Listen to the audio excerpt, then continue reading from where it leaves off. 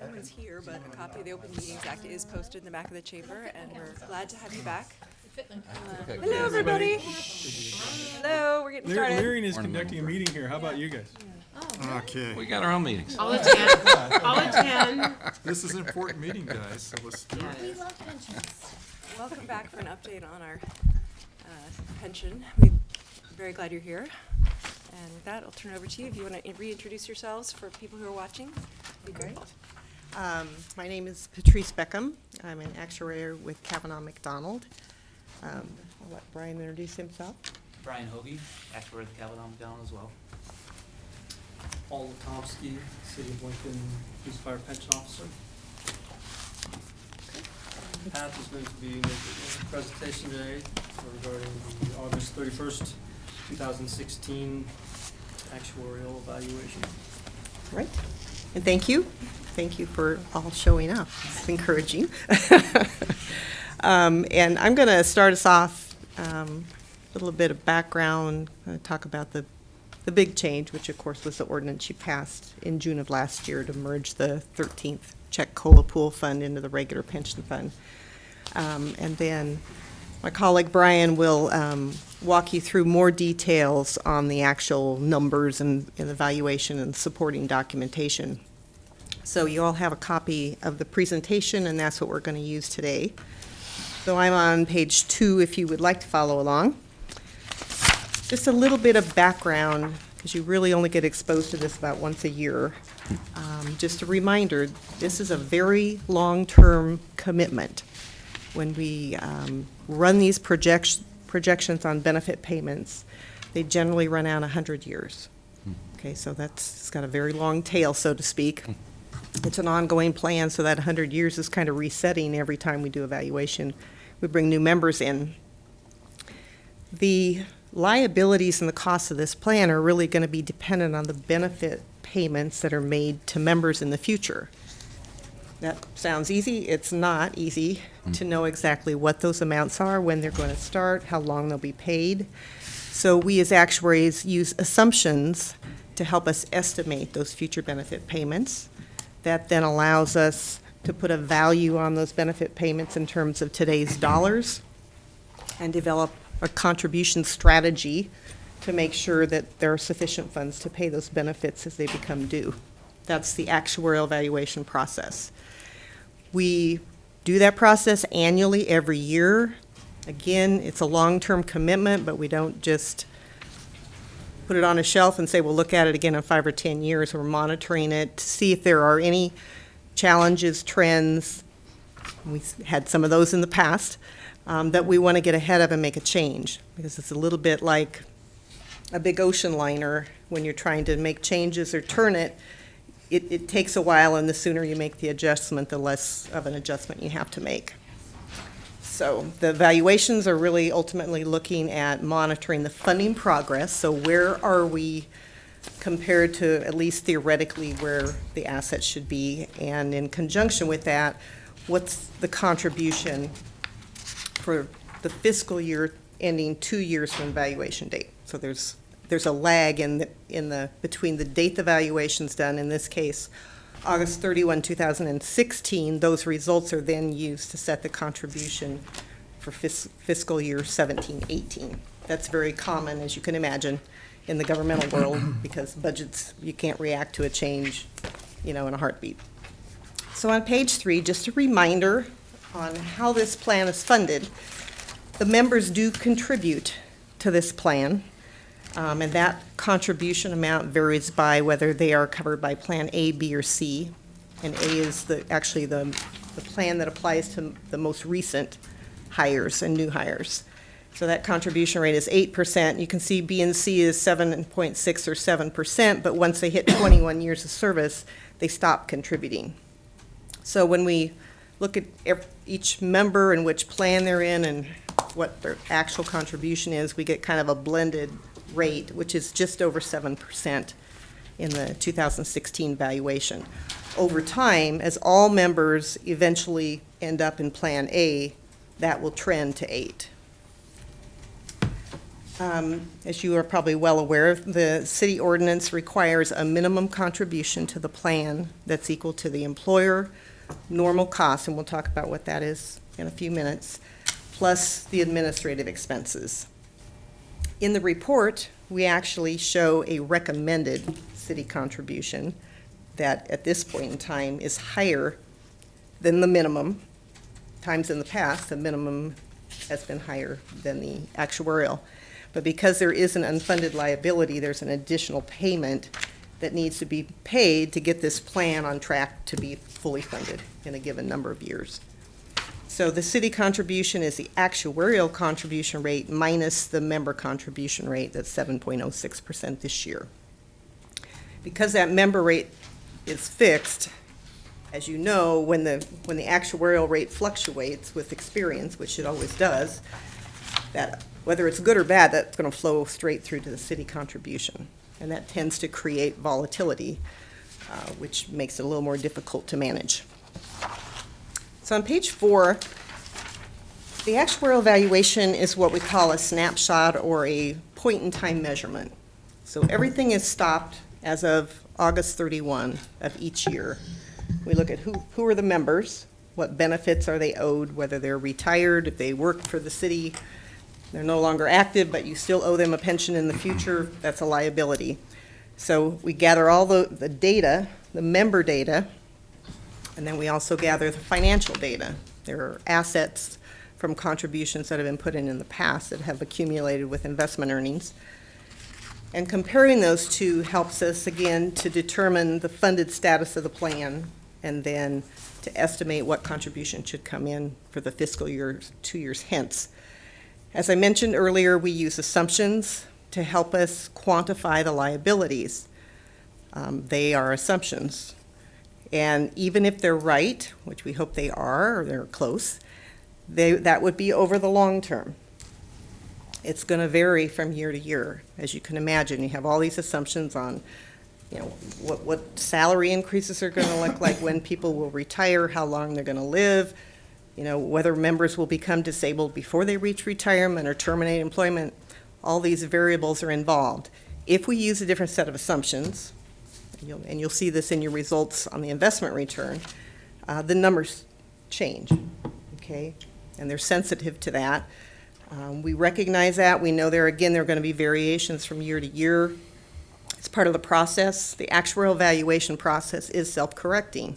If we assume the return is going to be 7.5, and instead it's 11, then the next year when we capture that experience, we kind of recalibrate the glide path and make that adjustment, good or bad. So, on page 5, really the big news this year is the ordinance that you passed last June that merged the 13th check COLA pool fund, that's a mouthful, into the general pension fund. Okay, and I believe, you know, that was largely the result of the Citizens Task Force recommendation, and that had a number of areas that it touched the valuation. It impacted the results that we're going to share with you today. The easiest part to think about is there was a pool of assets that got merged in with the regular pension fund. So we got $27.5 million. Assets went up. But with that, we also the plan got a liability because those promised COLA benefits are now the responsibility of the general pension fund. Okay, so we also had liabilities that moved over, or a little over $8 million. And then the really big impact was that in the past, you might recall, the way the 13th check COLA pool fund was financed was from favorable investment returns.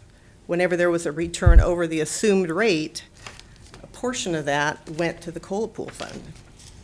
The downside, the general pension fund kept all of those returns, and it was losing part of the upside returns. Okay. Now that it's all merged together, sort of the gross return applies to all the assets, right? We're not skimming any returns off. It's all staying in the pension fund pool.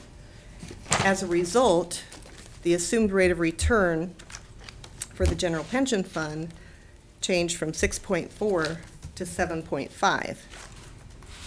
So it's a change in the assumption, but the underlying expected return for the portfolio did not change. It was 7.5 all along. It's just it was getting, part of those returns were getting siphoned off to a different pool, and the general fund return was lower because of that. I'm going to stop for just a minute and make sure. So the 7.5 was sort of the gross return assumption all along. The 6.4 was a net return after the, sort of the skimming off of the investment returns. Is that a new actuarial nomenclature or term? No, I really don't like that term, but it's so effective at describing what happens. Yeah, I wish I had a better word. But in essence, that is exactly what happens. You know, you kind of skim off some of the upside of the returns, and it lowers the effective compound return on the fund. So as a result, I said the investment return assumption is now 7.5.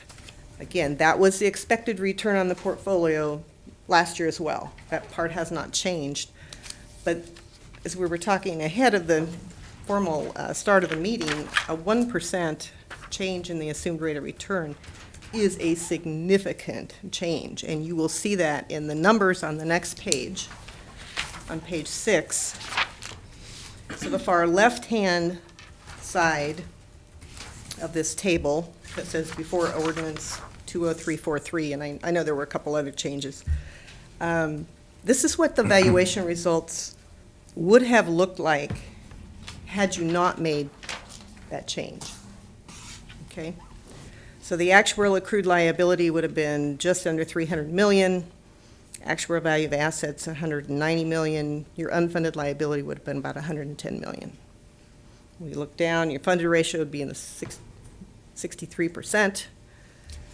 The total actuarial contribution would be 37.05, of which the members contribute 7.06. The city would have been looking at a contribution of about 30% of pay. Okay, about around 14 million in terms of dollars. Again, we talked about the changes on the prior page. Those changes, we got 27.5 million in assets, we got some liabilities, 8 million, and then that ability to use the full investment return and go to 7.5. This is what, that column of numbers that says after ordinance number 20343, is what the valuation results are this year. So you can see that even bringing in the liability for the 13th check benefits, the actuarial accrued liability is down to 272 million, assets at 217 million, unfunded liability of 55 million instead of 110, and a funded ratio on a rounded basis of 80%. And then continuing down below, again, the normal cost is, you know, what's this benefit structure cost given your assumptions and your members? And again, if you can, you only pay benefits with two sources of income, investment income and contributions. So if you expect more investment income, your contributions can be less. And to tune here, you know, 4.7% less every year that a person works for you. It's a very significant change. The unfunded liability is down significantly, so is the contribution to fund that. Okay, that's being spread out over a period of 28 years. So if the amount of the debt goes down, so does the payment. So we end up with an actuarial contribution rate of 24.38%, again, of which the employees are contributing 7.06. So the city's contribution is 17.32% instead of 30%, a savings of almost 13% of payroll, and a contribution of 8.2 instead of 13.8. So that is a significant change in funding results. It is not any magical accounting methodology or anything else. It is a result of the action that was taken by council to merge those funds and essentially enable the fund to project all the benefits that are owed, but keep all the investment income in that one trust fund. Okay, so I'm going to pause for just a minute. If there are any questions thus far, Brian's going to go into a lot of detail to kind of support the numbers that you just saw, and put a little bit more meat on the bones. Take it away. Pat, I would ask one thing on the 7.06, and I know it's going gradually to 8%, and those in Plan A at 8% will pay that during their whole working career. Is that not correct? That's my understanding. How many currently in Plans B and C, that after 21 years, don't have to pay? How many members out of, what are there, maybe 550 members in the plan or whatever, how many of those are not having to make contributions?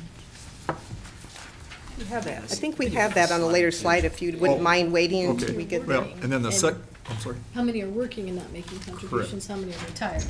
Yeah, and then the Yeah. second question, though, is, maybe just as, or more importantly, is that 7.06, even that 8%. I guess what I'm seeing across the country is municipalities, governmental entities that have defined benefit plans are asking for higher employee contributions than that. I mean, Social Security alone would take, 6.2%, so it's not much above Social Security. Any comments on that? There has been a trend, I think, of employee contributions being increased. It's been done different ways in different locations, largely because of contract law issues. Certain places you cannot change the contribution for current members. So your only option there would be to change it for new hires. Part of that also is linked to the benefit structure, and how rich or, the benefits that are being promised. Your benchmark for that is the normal cost rate. So if I look under that column that says after ordinance 20343, the normal cost, remember I said that's the cost of the benefit structure for your current members given the assumptions. So it's about 16.5%. So you could look at that and say the members are paying about half of the normal cost. Okay. Are there places where they're paying more than that? Yes. Are there places where they're paying less than that? Yes. If you went out and surveyed it, you'd get a pretty broad range, particularly, I think, with public safety. In Omaha, they're paying a significant part of the normal cost, but that system is about 53% funded as opposed to 80%. So, it was at one point projected to be depleted in 20 years. So it took sort of a dramatic change on both the members and the city's part to heal that system over the long term. And they have an ordinance that requires a 50-50 shared obligation. So there's sort of all these outside forces that ultimately impact what the contribution rate is, and often it's negotiated. So that's another wild card. And we did a survey of that in the pension committee, and what we saw, and some of them were your clients, was that it was somewhat haphazard. So they might have a 10% employee contribution, but their benefit might be higher, it might not be. And for pensions all over the country, it seems to be all over the board on what the contribution rate is, what the benefit is, and the funding status. So Right. there's no uniformity to it at all. So why we're at 8% for contributions and 63% of the benefit of final salary, it doesn't mean, it's like comparing apples to oranges across the country. There's no uniformity to it at all. Yeah, I think I would agree with that it's very hard to draw conclusions from looking at surveys of any kind. And that one wasn't an exhaustive survey, but you could enhance it by twice the number, and I think you'd still find the same thing. But it varies. It was about 30 plans, and some of them were, some of them had contribution rates of 13%, and they were 99% of their salary, but some of them were like ours, where it was a lower percentage and not much over 50. Right. And COLAs are a very expensive feature. And you have the 13th check, but it's not a COLA like the very expensive compound COLA features, which is part of the reason that your costs are more modest as well. Any other questions before we move on? Okay, on page 7, like Pat said, I'll get into a little bit more of the details. For the total membership, again, we're just looking at a snapshot. What was happening at last year at 8/31/15 and what we look like now at 8/31/16. So overall, the counts are about the same. So the actives are down just 0.5%, 3 people. We actually had 30 new members come in, but then a lot of them retired, went into drop, terminated, things like that. The drop members up a little bit, 3 people, but we had 12 new people come in, 9 went to retirement status. And then inactive vested about the same, and then your retirees went up by about 3%. So your total member population, just looking year over year, is up a little over 1%. So pretty consistent. Nothing really jumped out when we were looking at the data to be a concern or anything. Do you know the mix between retirees, disabled, and beneficiaries there?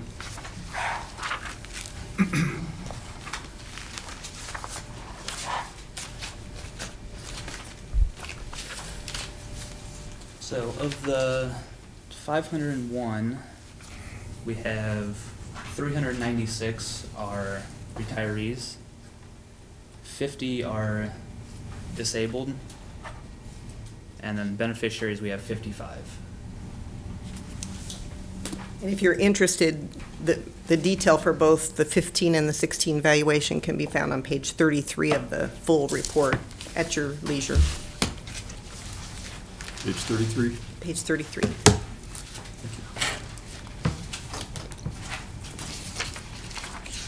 Page 8, we look at some of the active membership, and this is what you were asking, John.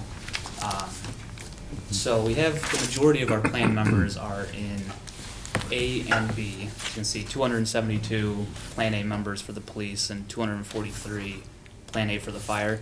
And those are the members that are currently contributing 8% and will throughout their careers. The plans B and C for both, well, for police and then Plan B for fire are the ones that stop contributing after 21 years of service. And all those members are currently over 21 years, so none of them are contributing. And if you kind of look across, so that, I guess the second column is their contribution rate if they are contributing, their projected payroll for the upcoming year, and then the last column is what their effective rate is, and so that plans B and C members are at 0 because they all are over the 21%. So when you get that 7.06, Oh, sorry, 21 years, yes. when you get the 7.06 average, then you're just doing 0 for those in B and C and Correct. the 8 with. Yes. Thank you. Yeah, so exactly, the 706 is just a weighted average of the projected payroll and what their contribution rate is. And as Pat said, this will trend up towards 8 as new members come in. They will come into Plan A, contribute 8, and as the Plan B and C members terminate or retire, because retire at this point, will drop off.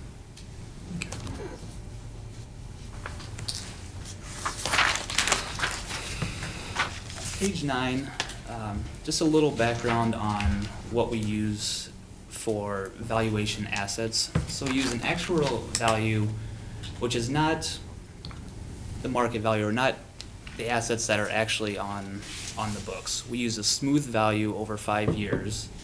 And this is so we can kind of eliminate the volatility of the contribution rate. So when we have a good year, great returns, we're going to smooth those in over 5 years, so we're not having big jumps up and down on the contribution rates. And it's the same with losses. They get smoothed in over the 5 years.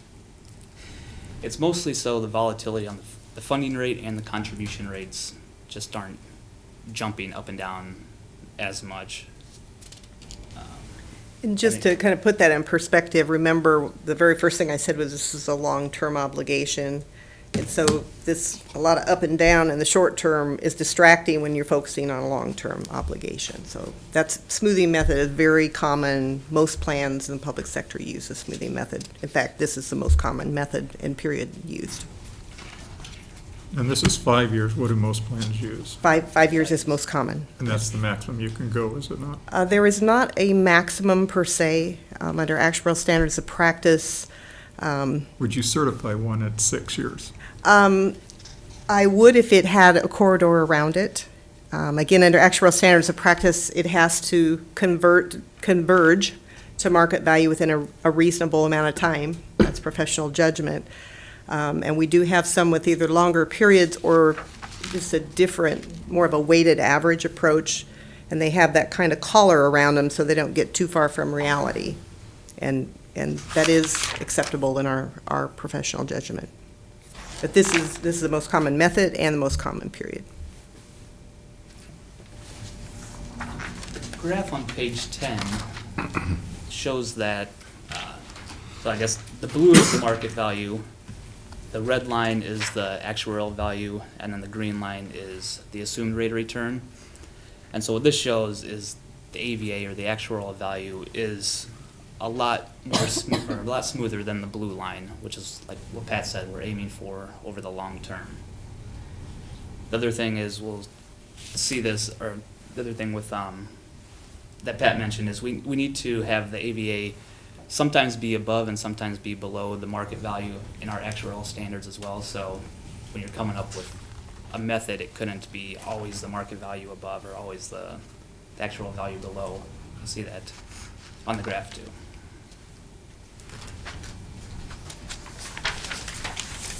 The asset details are on page 11. There's 2 columns, the market value and the actuarial value. Contributions for the year were $10 million, and this is both employer and employee contributions. Benefit payments, a little under $14 million for the year, and then administrative expenses, about $500,000 came out this year. What Pat mentioned earlier, the COLA bill transfer, which was $27.5 million, was the big driver in bringing up the asset values for at 8/31. And then the net investment income, the market value was about $14 million, and then actuarial value was 10.8. And again, the difference there is this 5-year smoothing, because we were smoothing in some losses from the previous years. So it was lower than the market value return. You can see down at the bottom, they have the returns, the 7.34 on market value, and then a little bit less, about 5.5% on an actuarial value. This is all based on the assumed, what it was last year, so we were using the 6.4%, so not going forward when we're now at the 7.5. So we did have a small actuarial loss on assets. So even though we made money, or there's net investment income, from what we expected, there was still a small loss because it was a little bit lower than the 6.4 that was assumed. Last note too, down at the bottom, because there is a difference between the actuarial value and the market value, we do have a $3.1 million difference between the two, and that's a deferred loss that will need to be recognized over the next few years. So even if we return 7.5% every year, this $3.1 million will get smoothed in and lower the funded ratio if all actual assumptions are met in the future.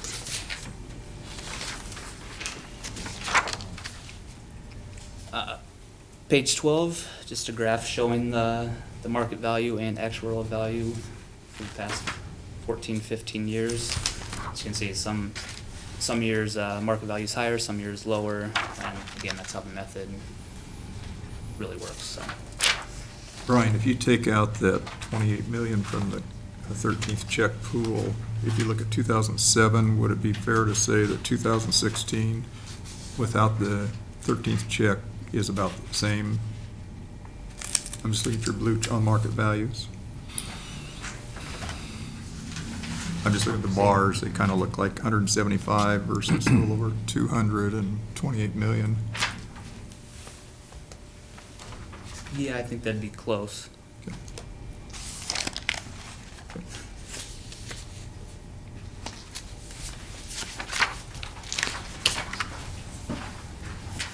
page 13, we have a comparison of the funded status from last year's valuation date to this year's valuation date.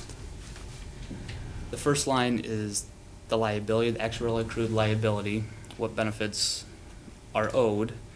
And this year, again, the big change was the change in the assumed rate of return from 6.4 to 7.5. So we're lower than we were last year by about 15 million. The actual value of assets at this point is 34 million higher than last year, 217 million. And so our unfunded actuarial accrued liability, or this unfunded number that we need to pay off in the future besides the normal cost, the ongoing cost of the plan, is 54.6 million compared to 103.5 million last year. And like Pat had said earlier, this was a big, or about half of that, or the majority of it was from the merging of the COLA pool with the general fund. So our funded ratio, 80% this year. Last year we were at 64%.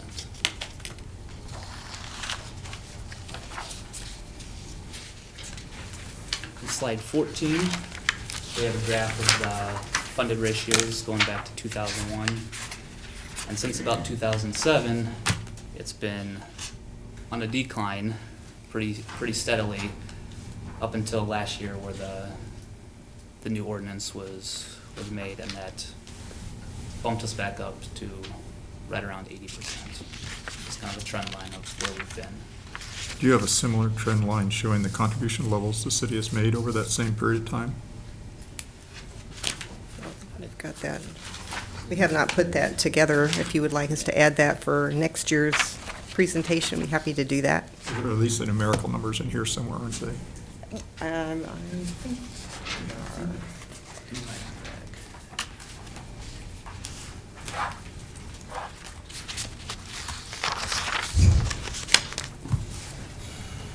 Brian's looking for that. I wanted to mention, we mentioned the smoothing and recognizing experience, good or bad, over 5 years. Remember, 2009 was rather painful, but that got recognized over 5 years. So that's a trend line down. Took 5 full years for that experience to be recognized. So that drove the funded ratio from about 95% down to about 72%. Then there were those changes in actuarial assumptions that were pretty significant in the, I think, 14 and 15 valuations. So a number of factors kind of entering in here that are having an impact. But we all remember like 2009, but then it's easy to forget, well, that wasn't totally recognized till 2014 in where the plan was headed. So did you guys find a historical or? The smoothing method, we had 4 years. Oh, On I'm staying corrected. Well, just 4. Okay. On page 15 of the actual valuation report, we do have 4 years.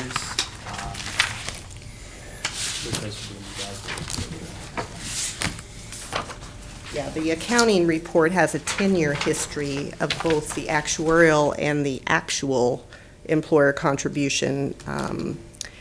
If you wanted a copy of that, I'm sure Paul could get you a copy of that report. Would you mind giving us a historical?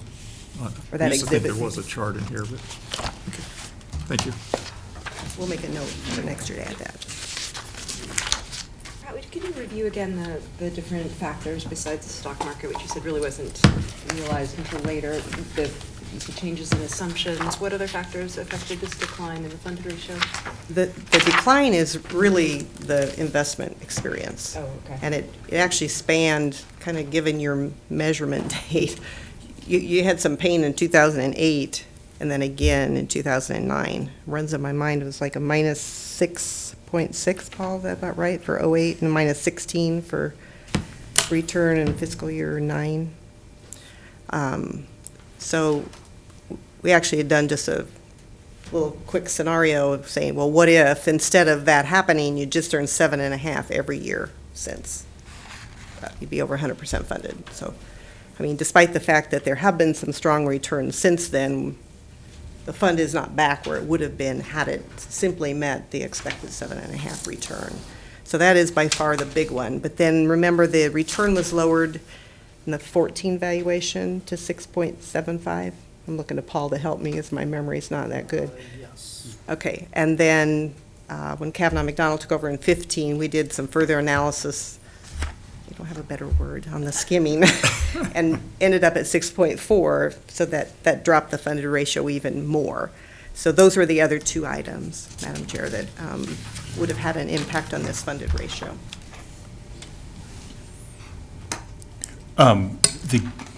Last year you did GASB numbers, and they were in the presentation, and I don't remember, and maybe I just didn't get far enough into the actual pension report, but did you do those calculations this year? We do we do those calculations every year. Okay. The city uses those in their financial reporting. We did not include them in our presentation. Okay. What page are they on in the report then? I just want, It's actually a separate report. separate report, okay. The report you have now is what we call the funding report. So Okay. how much, what's the contribution for fiscal year 18? There's a separate GASB accounting report to try to make it clear they're separate calculations. Okay, I'd like to see that if you could ship it over. Send it to everyone. Thank you. And Pat, on this chart, as Lurian was asking, that's not just investments, that also includes the contributions that are made annually. The- And then you actuarially determine how much of the projected benefits are funded. Right. In the process, you're looking at a ratio of actuarial value of assets divided by actuarial liability. So, correct. Everything that impacts assets or liabilities impacts that number. The reason I minimize the contribution discussion is the contribution as a percent of liabilities is small in any one given year. Over a long period of time, it's not. But compared to the impact of, we expected +7 and we had -16, we expected 7.5 and we had -7, the contributions perhaps not going in, the full actuarial contributions not going in was a minor impact in the short term. And then 2009 had two significant changes to the plan. We went from 10-year amortization of the unfunded liability to 30, so that cut a substantial amount down. And then we also went from 4 to 5 years smoothing. Right. The change in amortization would impact the contribution. It would not impact the funded ratio, okay? Because this is simply actuarial value of assets divided by actuarial liability. You can fund the difference any which way you want, 10 years, 20 years, 30 years, but the numbers don't change, okay? The difference between those numbers is the unfunded liability. That's the debt, the pension plan's debt. And all the amortization does is say, how am I going to pay it off over time? The change in smoothing would have had an impact. Your institutional knowledge is better than mine. So that might have had some impact there. I don't know what the change was. They cut it off about 25%. Went from 4 to 5. Okay, and they restated, actuarial value was restated, like went back historically, or No. no, That- prospective? Not point forward, I think, as John said, in 2009 forward, it was 5 years. Okay. No, that's okay. I think that's good to know, though. I appreciate that. And one of the committee's recommendations, just for food for thought, was to keep the current unfunded liability amortized over 30 years, and then to do any additional unfunded liability over a shorter period, which was, I think, 10 years is what they settled on. Was it 10 or 20? I was thinking 20. 10's kind of short. Was it 20? It's 20. Okay. When you think about investment experience and how, Yeah. like Okay. one standard deviation difference would be a big number over 10 years, would be a big hit to pay that back. I'll take Paul's word for it. All right. Did we answer the question? I apologize. Well, I think you did. You said that your firm had lowered the return to 6.4%, and then I think the other change in assumption you said came from the previous actuary, and I wasn't Right. sure exactly what that was, but it was basically two different changes in the rate assumption. Is that right? Correct. In 2014, the rate went from 7.5 to 6.75. Ah. And in the 15 valuation, it went from 6.75 to 6.4. Okay. And now in the 16 valuation, it's back to 7.5, which makes it difficult to compare numbers. without having the background. So I'm glad you're asking these questions. Give it a good time. Okay, on page 15, we show what the change in the unfunded liability was from last year to this year and the different components that got us to where we are now at the 54.6. So the first line, the contributions below the recommended contribution rate was about 2.6, so this increases our unfunded liability. With the amortization method, this increased at 0.9%. The investment experience, like I said, we were a little bit below that 6.4% assumed return, and so this was a small actuarial loss, increased the unfunded by 1.3 million. The liability experience was about $500,000 gain, or lowered the liabilities, and then the merging of the COLA pool with the general fund being the big portion, decreasing the unfunded portion by almost 55 million to get us to the 54.6. So kind of those are the components. Could you describe the mathematical way, just for everyone's benefit, how you took that 28 million, or what it was in the COLA pool, and made it into 55 million? So the 27 million in assets comes in, and that will reduce our unfunded liability by the 27.5 million. The bringing in the liability of the COLA pool, the liability itself was a little over 8 million, so that will increase our unfunded liability. But then there was the change in the assumed rate of return, which going from 6.4 to 7.5 lowers our liability. Do you have that number? Yeah, about 36 million. 36 million. So those. The first two together were about 19. The assets and the liabilities from the 13th check COLA pool moving over, lowered at 19 lowered million. 19, and then the change in the assumed rate of return is another 35 or 36. And so that's adding those three numbers together, it gets us to about the 55 million. And that 1.1% rate of return increase, going to the full 7.5%, applies, say, to the 175 million, using rough numbers, and then growing that out, which, as I think you noted earlier, Pat, is significant. Right. Thank you.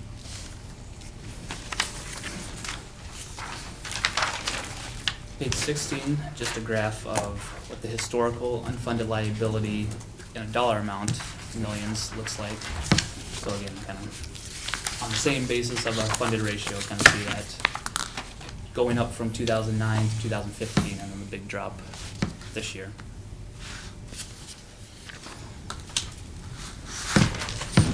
The actuarial contribution rate, Pat touched on a little bit, that is made up of two different pieces: the normal cost, or the ongoing cost of the system. This is the rate that needs to be contributed to pay for the benefits in the future for all members. And then the unfunded liability payment, or this 55 million, how are we going to pay for that in the future? And so there's an additional rate that is paid to fund that portion. And currently, the payments are determined on a level % of payroll, so we would assume that this rate will stay the same if all assumptions are met in the future, and it's paid over a closed 30-year period that started in 2014. So we currently have 28 years left. Next year will be paid over, or down to 27, and then each year will lower by a year. This was an important change we made too, because it used to be they just always used a 10-year forward, never reduced it down. Or then we went to the 30 years. In 2009, it was always pushing forward. So this is a good step. If I could just mention one other thing while we're talking about amortization of unfunded liability. Brian mentioned the payments are determined as a level % of payroll. Payroll is expected to increase over time. Our assumption is 3%. But over a 30-year period, a 3% compound increase in payroll is pretty significant. What that means when you have a long period, and we're in year 28 of 30, is that dollar amount doesn't cover the interest on the unfunded liability. by design. That's why when Brian went through the change in the unfunded liability, there was a component due to the amortization method. And that's going to be there for at least half the period before you start touching and pulling down principal. And sometimes that's a nuance that gets lost, but you're funding this plan as a level percent of payroll, and we're trying to estimate the city's contribution 2 years out as a percent of payroll. And so that's why that methodology is used. If you used a level dollar, which is what we're all more familiar with because our personal mortgages are generally that way, the payments would be higher initially. The dollars would be level, but as a percent of pay, they'd be higher and declining. So again, you're sort of allocating costs to different time periods, and we're trying to get that to be level over a 30-year period is what the idea is. I'm sorry. Oh, I just had a question back about this chart. Sorry. I know in the past, we were at 100% funded or close to it. But am I right in understanding that maybe they weren't still making the proper contributions at that time? Is that correct? And would part of the implications of all this be for us that going forward, were we to magically get to 100% funding, we'd still be needing to make a certain payment, and we wouldn't want to just keep it at 100%, like if we hit the 100%, but we weren't hitting your actuarial recommended contribution, we need to be mindful of that, correct? Is that part of what got us into trouble in the past? Yes. Okay. If we had made, let's say we backed up to 1990, my understanding is if from that date forward, we had made the normal cost payment or the ARC payment, whichever was greater, today we'd be around 98% funded. Another way of saying it, back in about 2000, we weren't even making $500,000 a year contribution. Some years before that was 200,000, and now we're up to 9 or 10 million. And that's a way of hedging against the investment rate of return, is that right? When you have surplus assets, so when you're more than 100% funded, you have sort of a choice. What are you going to do with that surplus? I mean, it's just like if you have personal surplus, are you going to spend it? Or are you going to save it? If you spend it, you don't put in the full normal cost. You basically say, I'm going to take some of my savings to help pay the ongoing costs. And you draw your surplus down. Wasn't it 12 out of 20 years we didn't make, or was it 8 out of 20? I'm terrible at remembering the numbers. I remember there was an 11 out of 19 in the Okay. citizen committee report, but I Okay. don't remember exactly if that applied to that or something. That we hadn't made our full contribution, and Oh, it was, I believe, out of the last 26 years, there were 19 of those years that were less than the actuarial recommended contribution. But of the 19 years, 11 of those 19, the plan was 100% funded overall. That sounds about right. So is that what's kind of hard to see in this graph? Because it's 104%, 98, 90, that's Yeah, it's- 101, you're just, it's unseen. Yeah, it's an It's unseen, completely yeah. unseen. Yeah. Well, there are two components here, or two observations on that, Larry. Formerly, city councils would say, here are the revenues, here's what we want to spend, and whatever was left over went to the pension. Literally, that's what happened. So that was kind of a political approach, so that they spend more, instead of saying the pension comes first, because it is a liability on the property tax owners. Secondly, there's kind of an unwritten feeling that if you get too much over 100% funding, that the employees will come in and say, well, gee, raise our benefits. And that happened to the teachers in the early 90s when they went to the state of Nebraska and said, gee, you've got $365 million extra money, raise our benefits. And so the legislature raised their benefits, and now they're paying the consequences. But those are some of the kind of intangible elements that go on with that. Normally, Pat's slide deck would have a "Pay me now or pay me later" slogan on there, and it is very, very true. And hindsight's 20/20. Exactly. Okay, on slide 18, we have a comparison of the actuarial contribution rate from last year to this year. I'm gonna run through this a little quicker because I know we're running short on time. So, the normal cost, Pat mentioned, dropped from about 21.11% to 16.47. This is the ongoing cost, and these changes, a big portion again was from the ordinance change. Member contribution rate 7.6, and so our total normal cost is 941.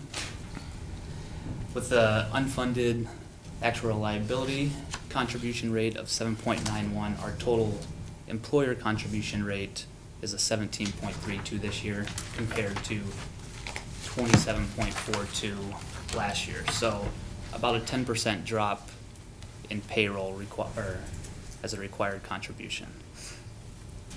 The recommended employer contribution down at the bottom this year have about 8.2 million, whereas of last year it was a little over 12 million. Again, the biggest change here is the assumed rate of return change. Just kind of an FYI, had we been using the 7.5 and the 13th check COLA pool was all merged as of last year, it would have been about $8 million instead of the 12.1. So just kind of more apples to apples compared to the 8.1 this year. Well, what did we actually contribute though to that prior year? This 12 million's the recommended. How much did the city put in? I'm sorry, I was right. That'll be fiscal year Brian 17. just said, can you repeat that? Okay, the recommended last year, before the COLA pool and so forth, was 12 million, a little over that. What did the city actually contribute? For the time period ending 8/31/16. 2016. Whatever time period that 12 million was Well, the recommended. 12 million, remember with the lag, so the 12 million is for Well, fiscal year 16-17. So sorry, Paul. Yeah, I mean, I think the 12 million is an estimate, correct me if I'm wrong, that was made 8/31/15 that refers to the 17-18. 16, 17. 16-17. 16, 17 would be the 2-year lag. Right, 15 valuation, year end 17. So, in this report, there's a accounting of what the employees and what the city put in. On page 13 on the larger report, that shows members contributed 2.8 million and the city contributed 7.2 million for the 12 months ending 30/16. And you're asking for the 16-17, and I think they said it would have been 8 million instead of 12. I guess he's Well, based asking how upon much this note, we they actually- recommended a year ago 12 million, and we only put in 7 million. The 12 million on this page refers to fiscal year 16-17. The one in the major report is for fiscal year 15-16. So you're asking, what would it have been for 16-17, or how much are we on track for this year? Would it be in this year's, the biennium budget? I think he's asking, is the before we put the 13th check fund in, did we contribute the full ARC payment, or did we contribute less? At times, we put in full, at times we We're just talking about the last year. This 7.1 million is less. Right. It's 9.5. Couple million less. And if we take this method and compare it to the 12 million, I believe that's what Pat and Brian said, that amount would be about 8,060,000. That's not in any of these reports, No, that's that's- just something that they figured out. Right, but I think the actual contribution for 15, 16 would have been based on the 14 valuation. These lags drive me crazy. Which I think in this reporting way says the contribution, recommended contribution was about 9.5 million. Would have been Milliman's valuation using 6.75. Yeah, and that one again is hard to equate because it's a 675 Right. discount rate as opposed to the 7.5. Right. So once you pass the ordinance, a little bit, I won't say that these were useless, but the numbers changed because the funding mechanism dramatically changed with the merger of the COLA pool. I'm guessing that's kind of part of what's behind the change in the contributions from the city. Absolutely. Yeah. So I want to make sure we, A lot of time left, so if you want to take us through the rest. Yeah. So, on page 19, we have the 5-year budget request estimate. Again, the numbers that we prepared for this valuation are for fiscal year, on the first line, 17-18. So again, that 1-year lag. The bolded numbers, the mandated city contribution, which is the employer normal cost plus the administrative expenses, is 4.667 million. And then the unfunded liability portion, which we recommend be contributed as well, is another 3.5 million. So total budget request or the total recommended contribution for fiscal year 17-18 is 8.165 million.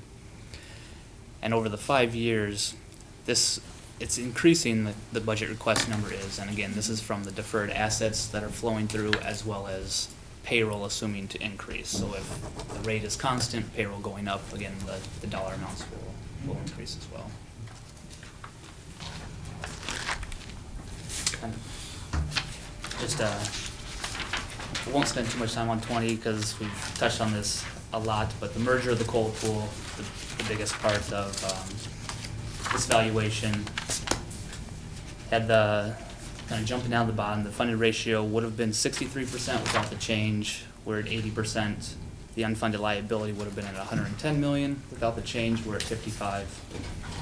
And the recommended contribution for fiscal year 17-18 would have been 13.8 million instead of the 8.2 that we had on the last slide. So a big effect. Could you comment, say, we're having some property tax valuations increase, and say we took 2 million there and put it into the pension. Rough idea what that would do since you've just gone through the COLA pool?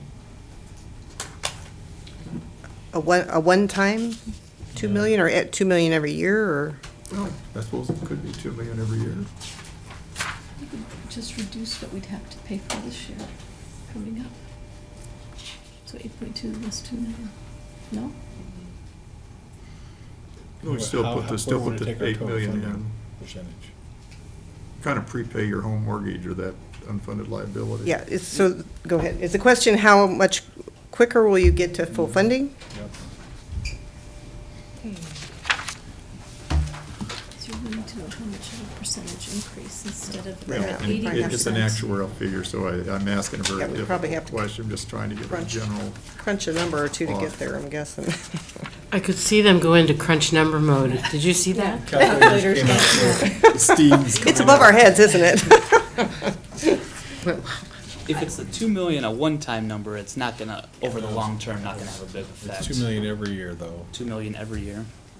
Well, maybe Well, we can talk about that maybe later. you could get us that number. Yeah, we Yeah. I can. know that we have to. If you're going wrap to up. seriously discuss it, I'd like to have a I little guess time to the make sure other it's right. number would be helpful to get also, is this 8.2 for 17-18, how does that compare to what's in the budget? Because it's a little bit higher, if I recall correctly, than what we thought we'd need to contribute. Is that correct, Paul? Yes. How much, what's the difference? Roughly 200,000. 200,000. Okay. All right, thank you. Good show. Very appreciate your work, and I'm sure we can reach you if we have further questions. Absolutely, yep. Thank you very much. Thank you. We'll take just a quick break, and then we'll resume the director's meeting in just a minute.